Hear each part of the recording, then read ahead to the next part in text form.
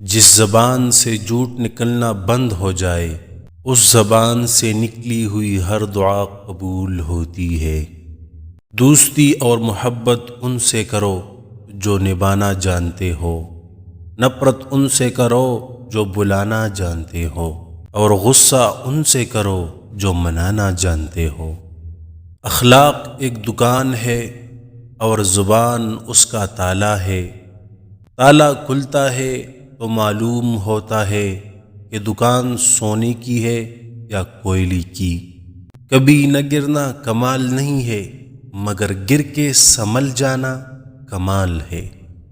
انسان کو اچھی سوچ پہ وہ انعام ملتا ہے جو اچھے اعمال پر بھی نہیں ملتا، کیونکہ سوچ میں دکھاوا نہیں ہوتا۔ یہ دنیا بھی کتنی عجیب ہے، ایماندار کو بے وقوف، بے ایمان کو عقل مند اور بے حیا کو خوبصورت کہتی ہے۔ صرف پیسے کا ہونا رزق نہیں ہے، نیک اولاد، اچھا اخلاق اور مخلص دوست بھی رزق میں شامل ہے۔ صرف دو لوگ مقدر والے ہوتے ہیں، ایک وہ جنہیں وفادار دوست ملتا ہے، اور دوسرا وہ جن کے ساتھ ماں کی دعائیں ہوتی ہے۔ زندگی میں خود کو کبھی کسی انسان کا عادی مت بنانا، کیونکہ انسان بہت خود غرض ہے۔ جب آپ کو پسند کرتا ہے تو آپ کی برائی بھول جاتا ہے، اور جب آپ سے نفرت کرتا ہے تو آپ کی اچھائی بھول جاتا ہے۔ ہمیشہ چھوٹی چھوٹی خوشیوں کا استقبال کیا کرو، کیونکہ انہی کے پیچھے محبتوں کا سیلاب ہوتا ہے۔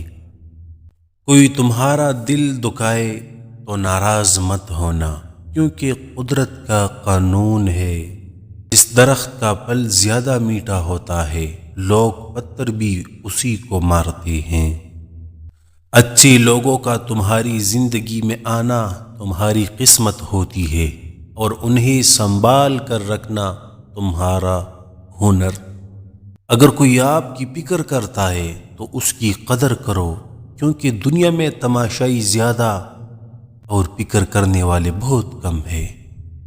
ہمیشہ سچ بولو تاکہ تمہیں قسم کھانے کی ضرورت نہ پڑے۔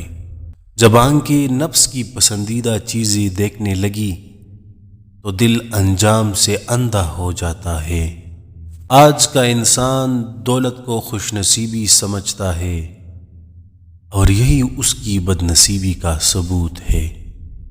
عقل مند ہمیشہ غم و فکر میں مبتلا رہتا ہے۔ دنیا کا امیر شخص وہ ہے جس کے دوست مخلص ہوں۔ افضل عبادت پاک دامنی، حرام سے بچنا اور بری عادتوں پر قابو پانا ہے۔ مال نفسانی خواہشوں کا سرچشمہ ہے۔